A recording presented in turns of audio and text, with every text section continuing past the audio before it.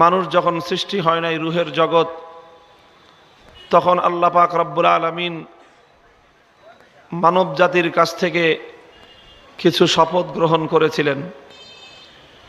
একটি শপথ নেওয়া হয়েছিল দুনিয়ার সকল মানুষের কাছ থেকে, সকল বনি আদমের কাছ থেকেই একটি শপথ নেওয়া হয়েছিল। আরেকটি বিশেষ শপথ আল্লাহ পাক রব্বুল আলামিন গ্রহণ করেছিলেন। আল্লাহ পাক রব্বুল আলামিন একটি শপথ নিয়েছিলেন দুনিয়ার সকল বনি আদমের কাছ থেকে। আরেকটি বিশেষ শপথ আল্লাহ পাক রব্বুল আলামিন নিয়েছিলেন কেবলমাত্র পয়গম্বরদের কাছ থেকে। শুধু নবীদের কাছ থেকে আল্লাহ পাক শপথ নিয়েছিলেন।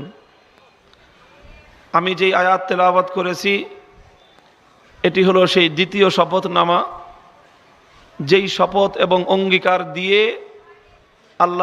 আল্লাহর নিকট থেকে সমস্ত নবীগণ পয়গম্বরী হাসিল করেছিলেন। কি আছে এই শপথনামার মধ্যে? وَإِذْ أَخَذَ اللَّهُ مِيثَاقَ النَّبِيِّينَ لَمَا آتَيْتُكُم مِّن كِتَابٍ وَحِكْمَةٍ। আল্লাহ বললেন সমস্ত নবীদেরকে যে আমি আল্লাহ পাক রব্বুল আলামিন তোমাদেরকে নবুয়ত দান করব এবং কিতাবুল্লাহ দান করব, কিন্তু শর্ত হলো একটা। সেই শর্ত হলো যে সুম্মা জাআকুম রাসূলুম মুসাদ্দিকুল লিমা মাআকুম লাতুমিনুন্না বিহি ওয়া লাতানসুরুন্নাহু, যে তোমরা দুনিয়াতে থাকাকালীন সময়ে নবুয়তের দায়িত্ব পালন করাকালে যদি আমার পক্ষ থেকে প্রতিশ্রুত আখেরি পয়গম্বর দুনিয়াতে চলে আসেন, লাতুমিনুন্না বিহি ওয়া লাতানসুরুন্নাহু, তাহলে তোমরা তোমাদের নিজ নিজ নবুয়ত এবং নিজ নিজ ধর্মকে স্থগিত করে দিয়ে শেষ নবীর হাতে হাত রেখে তার উপর ঈমান গ্রহণ করবে এবং শেষ নবীর দিন দুনিয়াতে কায়েম করবার জন্য তার সর্বরকম সহযোগিতা করবে।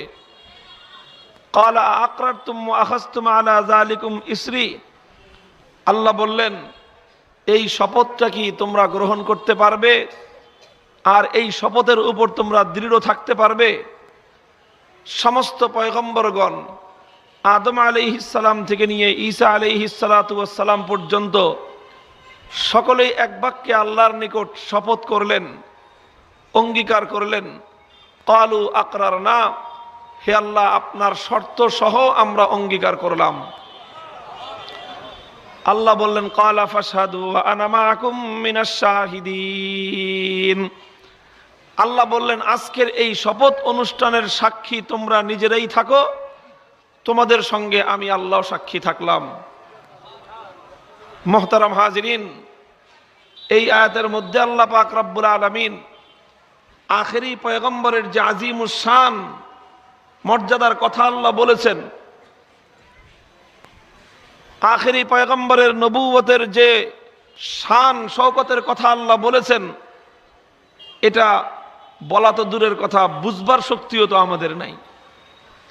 সমস্ত নবীদের কাছ থেকে আল্লাহ পাক এই শর্তের ভিত্তিতে তাদেরকে নবুয়ত দিয়েছেন যে নবীদের নবুয়ত পালন চলাকালীন সময়ে যদি শেষ নবী চলে আসেন, তাহলে সকল নবীগণ নিজ নিজ নবুয়ত নিজ নিজ ধর্মকে স্থগিত করে দিয়ে সমস্ত অনুসারীদেরকে নিয়ে আখেরি পয়গম্বরের সাহায্য করবেন এবং তার দিন দুনিয়াতে কায়েম করবার জন্য চেষ্টা করবেন।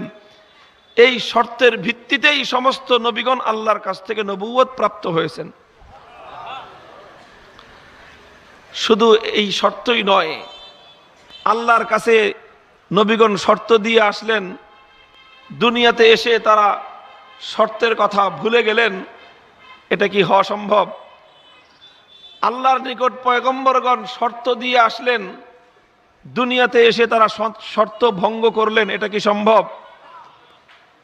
যারা অঙ্গীকার দিয়ে অঙ্গীকার ভঙ্গ করে, যারা শপথ দিয়ে শপথ ভঙ্গ করে, সে তো সাধারণ ইমানদারি হতে পারে না, সে আবার পয়গম্বর হবে কিভাবে?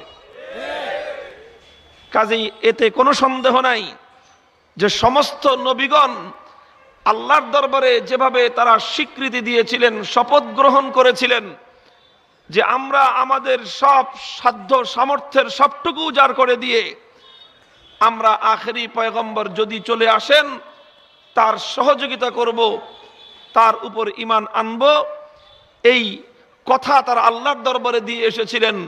পৃথিবীতে এসে প্রত্যেক নবী তার এই অঙ্গীকারের উপর অটল এবং দৃঢ় ছিলেন। মুহতারাম হাজিরিন, আমরা বুঝতেই পারছি আখেরি পয়গম্বরের নবুয়তের মর্যাদা কতটুকু বেশি ছিল।